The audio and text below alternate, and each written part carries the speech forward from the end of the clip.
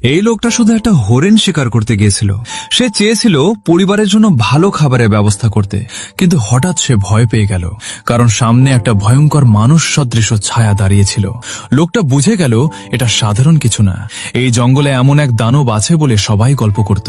বাঁচার জন্য সে তাড়াতাড়ি নিজের ছেলেকে নিয়ে একটা কাঠের টাওয়ারে লুকিয়ে পড়ে। সে ছেলেকে বলে, চুপ করে থাকবি, কোনো শব্দ করবি না। দুজন চুপচাপ বসে থাকে। কিছুক্ষণ পর বাইরে ভারী পায়ের শব্দ শোনা যায়, সাথে ভয়ঙ্কর গর্জনও আসে। লোকটা বন্দুক তুলে শব্দের দিকে তাক করে। তার হাতে বন্দুক থাকলেও সে খুব ভয় পাচ্ছিল, কারণ এত বছর শিকার করেও সে এমন প্রাণী কখনো দেখেনি। চারপাশের পরিবেশ খুব ভয়ঙ্কর হয়ে ওঠে। মনে হচ্ছিল দানবটা এখনই ভেতরে ঢুকে পড়বে।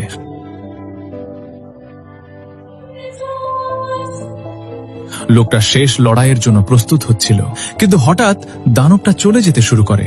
পায়ের শব্দ দূরে চলে গেলে লোকটা ধীরে ধীরে বাইরে বের হয়। তখন সে দেখে কাঠের দেয়ালে বড় বড় আঁচড়ের দাগ, আর হরিণটার পেট ছিঁড়ে ফেলা হয়েছে, ভেতরের সব নাড়ি ভুঁড়ি খেয়ে ফেলা হয়েছে। লোকটা চারদিকে তাকাতেই দূরে একটা ছায়া দৌড়ে পালাতে দেখে।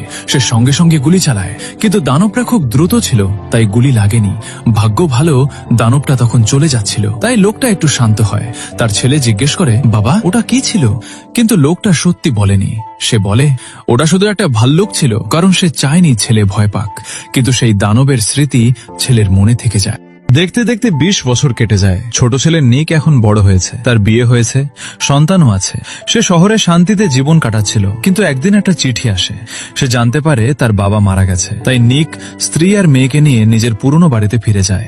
পাহাড়ি রাস্তা দিয়ে যাওয়ার সময় তার পুরনো বন্ধুর সাথে দেখা হয়। বন্ধু গাড়িতে উঠতে চাইলে নিক রাজি হয়ে যায়, কিন্তু মাঝপথে দুর্ঘটনা ঘটে।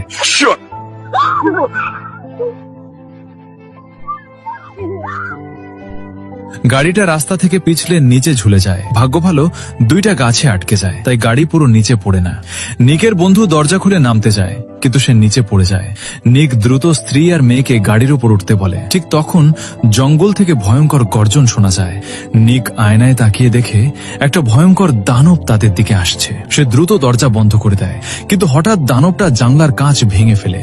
সেই সময় নিকের হাতেও আঘাত লাগে, আর নিচে পড়ে থাকা বন্ধুকে দানবটা টেনে নিয়ে যায়। নিক বুঝে যায় এখানে থাকা খুব বিপজ্জনক, তাই সে তাড়াতাড়ি গাড়ির ওপর উঠতে শুরু করে। কষ্ট করে নিক নিজের স্ত্রী আর মেয়েকে বাঁচিয়ে নিয়ে আসে। তারপর তিনজন প্রাণ বাঁচাতে দৌড়াতে শুরু করে। ভাগ্য ভালো পুরনো বাড়িটা খুব কাছেই ছিল, কিন্তু তারা স্বস্তির নিঃশ্বাস নেওয়ার আগেই দানবটার গর্জন আবার কাছে চলে আসে। বাঁচার জন্য তারা প্রাণপণে দৌড়াতে থাকে। শেষ মুহূর্তে তারা ঘরের ভেতরে ঢুকে দরজা বন্ধ করতে সক্ষম হয়। বাইরে তখন দানবটা পাগলের মতো দরজায় আঘাত করতে থাকে। ভয়ে পুরো পরিবার কাঁপতে থাকে।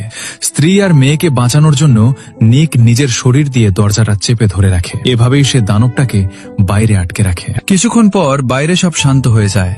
তখন নিক দ্রুত নিচতলার ঘরে যায়। সে তার বাবার পুরনো ডিজেল জেনারেটর চালু করে।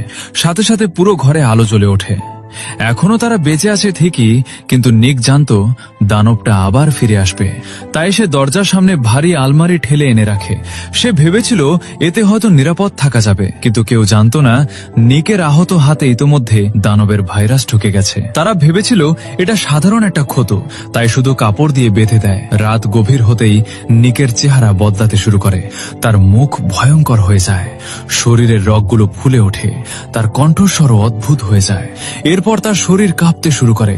সবচেয়ে ভয়ঙ্কর ব্যাপার হলো তার চুল ঝরে পড়তে থাকে, এমনকি সে ঠিকমতো দেখতে পর্যন্ত পারছিল না। চারপাশ সব ঝাপসা লাগছিল, তবুও সে নিজের স্ত্রীকে চিনতে পারছিল।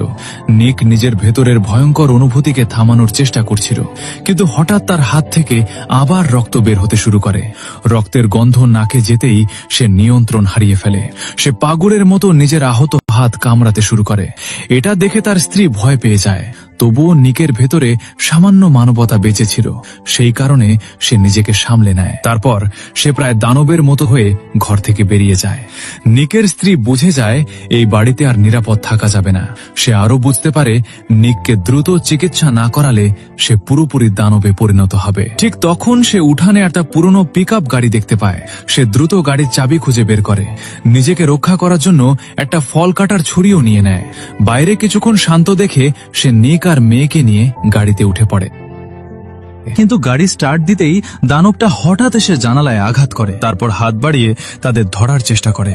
বাঁচার জন্য তারা দ্রুত গাড়ি থেকে বের হয়ে যায়। তারপর পাশের একটা প্লাস্টিকের গ্রিন হাউসের উপর উঠে পড়ে। নিক তাড়াতাড়ি মই সরিয়ে নেয় যাতে দানবটা উপরে উঠতে না পারে, কিন্তু বিপদ তখনও শেষ হয়নি। দানবটা গ্রিন হাউসের ভেতরে ঢুকে পড়ে, তারপর এক লাফে প্লাস্টিক ছিঁড়ে ফেলে। নিক বুঝে যায় এখানে বেশি সময় থাকা যাবে না। সে স্ত্রীকে ইশারা করে বাড়ির ভেতরে ফিরে যেতে বলে আর নিজে নিচে লাফ দেয়। সে চেয়েছিল দানবটাকে জঙ্গলের দিকে নিয়ে যেতে, যাতে তার পরিবার পালানোর সময় পায়। সুযোগ বুঝে তার স্ত্রী মেয়েকে নিয়ে দ্রুত ঘরের ভেতরে লুকিয়ে পড়ে। এদিকে জঙ্গলের ভেতর থেকে ভয়ঙ্কর চিৎকার আর লড়াইয়ের শব্দ আসতে থাকে। বোঝাই যাচ্ছিল নিক দানবটার সাথে লড়ছে। অনেকক্ষণ পর হঠাৎ সব শব্দ থেমে যায়। তারপর তারা দেখে নিক দরজার সামনে দাঁড়িয়ে আছে। স্ত্রী কোনো কিছু না ভেবেই দরজা খুলে দেয়, কিন্তু লড়াইয়ের পর নিকের শরীর আরো ভয়ঙ্কর ভাবে বদলে যেতে শুরু করে। তবুও তার ভেতরে সামান্য মানবতা তখনও ছিল। ঠিক তখন তার মেয়ে বাবার কাছে যেতে চায়, কিন্তু হঠাৎ নিক মাটিতে পড়ে যায়। তার হাতের নখ এক এক করে খুলে যেতে থাকে। পরের মুহূর্তেই সে পাগলের মতো নিজের স্ত্রীর ওপর ঝাঁপিয়ে পড়ে। ঠিক সেই ভয়ঙ্কর মুহূর্তে নিকের ভেতরে থাকা শেষ মানবতাটা জেগে ওঠে। সে বুঝতে পারে খুব শিগগিরই সে পুরোপুরি দানবে পরিণত হবে। স্ত্রী আর মেয়েকে বাঁচানোর জন্য সে ঘর ছেড়ে চলে যাওয়ার সিদ্ধান্ত নেয়, কিন্তু দরজা খুলতেই বাইরে ওত পেতে থাকা দানবটা তার উপর ঝাঁপিয়ে পড়ে। সাথে সাথে দুজনের মধ্যে ভয়ঙ্কর লড়াই শুরু হয়। নিক ধীরে ধীরে হাঁটতে শুরু করে। স্বামীকে বাঁচাতে নিকের স্ত্রী দ্রুত একটা ফল কাটার ছুরি নিয়ে দানবটার গায়ে আঘাত করে। ব্যথা পেয়ে দানবটা এবার মা মেয়ের দিকে তেড়ে আসে। ভয়ে তারা দৌড়াতে শুরু করে। ঠিক তখন নিক আবার এসে দানবটার সামনে দাঁড়ায়, কিন্তু সে তখন খুব দুর্বল ছিল, তাই কিছুক্ষণের মধ্যেই দানবটা তাকে মাটিতে ফেলে দেয়। দানবটা যখন নিককে মারতে যাচ্ছিল, ঠিক তখন তার স্ত্রী আবার একটা অস্ত্র নিয়ে সাহায্য করতে আসে। রেগে গিয়ে দানবটা এবার স্ত্রীর দিকে আক্রমণ করে। এই সুযোগে নিক পিছন থেকে ঝাঁপিয়ে পড়ে। সে দানবটার গলায় কামড় বসিয়ে দেয়। এক আঘাতে গলার অনেকটা অংশ ছিঁড়ে ফেলে, কিন্তু এরপর নিক যা দেখে তাতে সে হতবাক হয়ে যায়, কারণ দানবটা আসলে তার নিজের বাবা ছিল। দানবটার হাতে তার বাবার মতো একই ট্যাটু ছিল। তখনই নিক সব বুঝতে পারে তার বাবা আসলে মারা যায়নি। অনেকদিন নিখোঁজ থাকার পর পুলিশ তাকে মৃত ঘোষণা করেছিল, কিন্তু এখন এসব ভাবার সময় ছিল না। সবচেয়ে জরুরি ছিল স্ত্রী আর মেয়েকে বাঁচানো। নিক বুঝতে পারছিল তার ভেতরের মানুষটা ধীরে ধীরে শেষ হয়ে যাচ্ছে, তাই সে টলতে টলতে ঘরের বাইরে চলে যায়।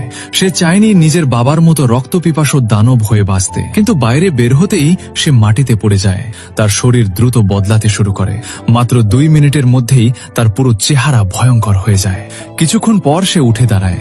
তখন সে পুরোপুরি এক ভয়ঙ্কর দানবে পরিণত হয়েছে। নিকের স্ত্রী আন্না এটা দেখে ভয়ে কেঁপে ওঠে, কারণ তার ভালোবাসার মানুষটা এখন আর মানুষ নেই। ভয়ে সে নিককে ঘরের ভেতরে ঢুকতে দেয় না, কিন্তু হঠাৎই নিক চোখের পলকে অদৃশ্য হয়ে যায়। চারপাশে শুধু ভয়ঙ্কর গর্জনের শব্দ শোনা যাচ্ছিল। আন্না ভয় পেয়ে মাটিতে পড়ে থাকা ছুরিটা তুলে নেয়, কিন্তু দানাতেই সে দেখে নিক কখন যেন চুপচাপ ঘরের ভেতরে ঢুকে গেছে। ভয়ে আন্নার সঙ্গে সঙ্গে ছুরি দিয়ে নিকের হাতে আঘাত করে। সুযোগ বুঝে সে মেয়েকে নিয়ে ঘর থেকে বের হয়ে দৌড় দেয়। পালানোর আর কোনো জায়গা না পেয়ে তারা একটা পরিত্যক্ত গুদামে লুকিয়ে পড়ে, কিন্তু কিছুক্ষণ পর দানবে পরিণত হওয়া নিকও সেখানে চলে আসে। ভাগ্য ভালো, আন্না গুদামের কোণে একটা লোহার চেইন আর পশু ধরার ফাঁদ খুঁজে পায়। বাঁচার জন্য সে দ্রুত দরজার সামনে ফাঁদ পেতে রাখে। যেই নিক দরজা ভেঙে ভেতরে ঢোকে, সাথে সাথে সে ফাঁদে আটকে যায়। তার পায়ে ফাঁদ লেগে যায় আর চেইনের কারণে সে আটকে পড়ে। এই সুযোগে আন্না আর তার মেয়ে দ্রুত সেখান থেকে পালিয়ে যায়, কিন্তু নিক তাদের ছাড়তে রাজি ছিল না। তাদের ধরার জন্য সে নিজের আটকে থাকা পা কামড়ে ছিঁড়ে ফেলে। তারপর আহত শরীর নিয়ে মাটিতে হামাগুড়ি দিয়ে তাদের পিছু নিতে থাকে। মা মেয়েও থামেনি। অন্ধকার জঙ্গলের ভেতর শুরু হয় ভয়ঙ্কর ধাওয়া। দৌড়াতে দৌড়াতে তারা আবার দুর্ঘটনার জায়গায় পৌঁছে যায়। সেখানে তারা নিকের বন্ধুর পড়ে থাকা একটা শিকারী বন্দুক খুঁজে পায়। আন্না দ্রুত বন্দুকটা তুলে নেয়, তারপর মেয়েকে নিয়ে আবার পালাতে শুরু করে। শেষ পর্যন্ত তারা একটা জঙ্গলের ওয়াচ টাওয়ারে গিয়ে লুকায়। এরই মধ্যে ধীরে ধীরে সকাল হয়ে আসে, কিন্তু দানবে পরিণত হওয়া নিক তখনও তাদের পিছু ছাড়েনি। সে কিছুক্ষণের মধ্যেই টাওয়ারের ওপর উঠে আসে। তবে আশ্চর্যজনকভাবে ভাবে সে আক্রমণ করেনি, সে শুধু শান্ত চোখে নিজের মেয়ের দিকে তাকিয়ে থাকে, কারণ তার ভেতরে তখনও সামান্য মানবতা বেঁচে ছিল। তার মেয়েও বাবার চোখ দেখে বুঝে যায় তার বাবা এই ভয়ঙ্কর কষ্টের শেষ চায়। কিন্তু আন্না গুলি করতে পারছিল না, সে নিজের স্বামীকে মারতে চাইছিল না। ঠিক তখন নিক হঠাৎ সামনে এগিয়ে আসে। বাধ্য হয়ে কাঁপতে কাঁপতে আন্না ট্রিগার টেনে দেয়। একটা গুলির শব্দে সবকিছু শেষ হয়ে যায়। দানবের ভয়ঙ্কর অধ্যায়ও সেখানেই শেষ হয়। এরপর আন্না শেষবারের মতো মৃত স্বামীকে বিদায় জানায়। তার